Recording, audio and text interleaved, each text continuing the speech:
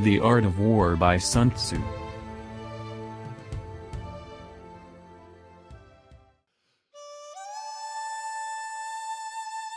Sun Tzu was a Chinese general, military strategist, tactician, and philosopher in the Eastern Zhou period of ancient China. Sun Tzu is credited as the author of The Art of War, an influential work of military strategy that has affected military thinking. His works focus much more on alternatives to battle, such as stratagem, delay, the use of spies and alternatives to war itself, the making and keeping of alliances, the uses of deceit and a willingness to submit, at least temporarily, to more powerful foes.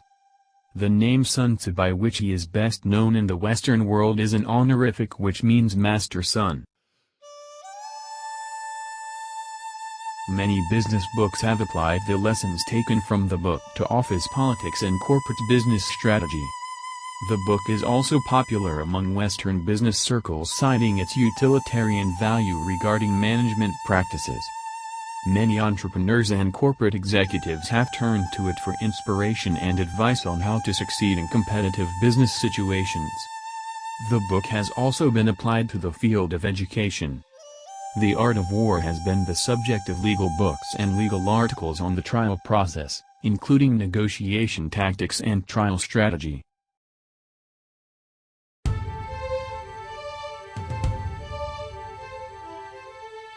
Chapter 7. Maneuvering.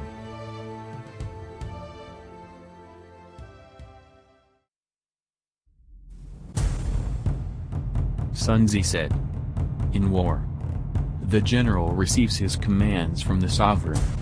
Having collected an army and concentrated his forces, he must blend and harmonize the different elements thereof before pitching his camp. After that comes tactical maneuvering, than which there is nothing more difficult. The difficulty of tactical maneuvering consists of turning devious into the direct, and misfortune into gain. Thus, to take a long and circuitous route, after enticing the enemy out of the way, and though starting after him, to contrive to reach the goal before him, shows knowledge of the artifice of deviation. Maneuvering with an army is advantageous. With an undisciplined multitude, most dangerous. If you set a fully equipped army in march in order to snatch an advantage, the chances are that you will be too late. On the other hand, to detach a flying column for the purpose involves the sacrifice of its baggage and stores.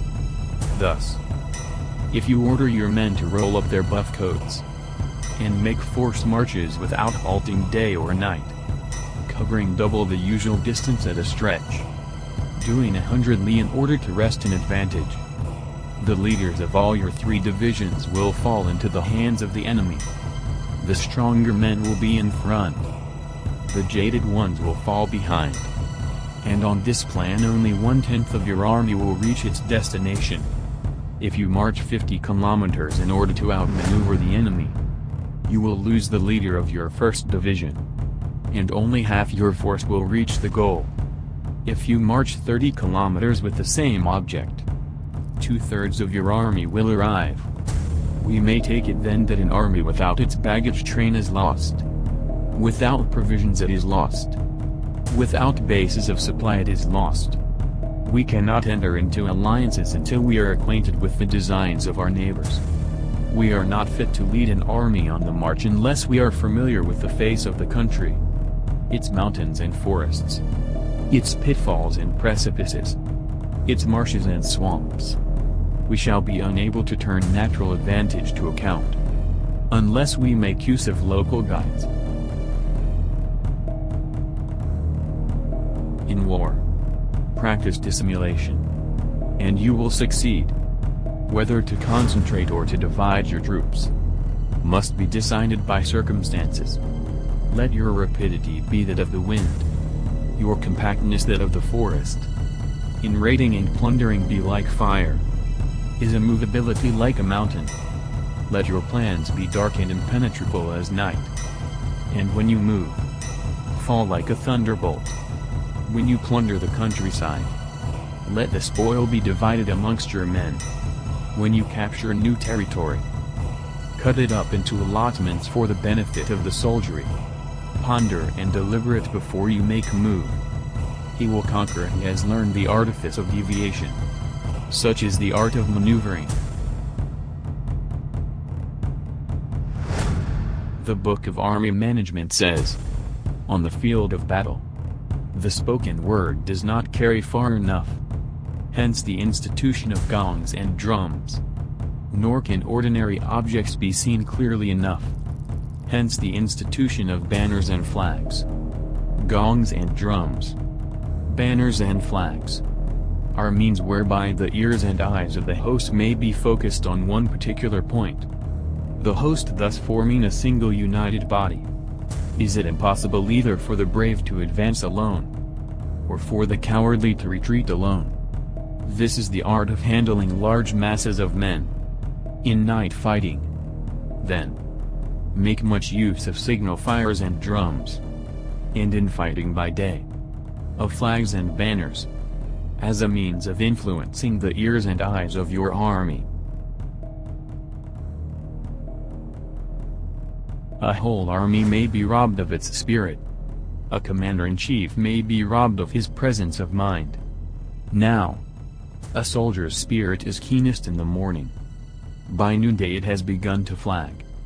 And in the evening, his mind is bent only on returning to camp. A clever general, therefore, avoids an army when its spirit is keen, but attacks it when it is sluggish and inclined to return. This is the art of studying moods, disciplined and calm, to await the appearance of disorder and hubbub amongst the enemy. This is the art of retaining self-possession, to be near the goal while the enemy is still far from it, to wait at ease while the enemy is toiling and struggling, to be well fed while the enemy is famished. This is the art of husbanding one's strength. To refrain from intercepting an enemy whose banners are in perfect order. To refrain from attacking an army drawn up in calm and confident array. This is the art of studying circumstances. It is a military axiom not to advance uphill against the enemy, nor to oppose him when he comes downhill. Do not pursue an enemy who simulates flight.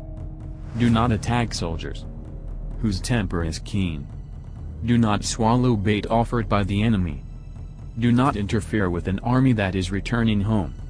When you surround an army, leave an outlet free. Do not press a desperate foe too hard. Such is the art of warfare.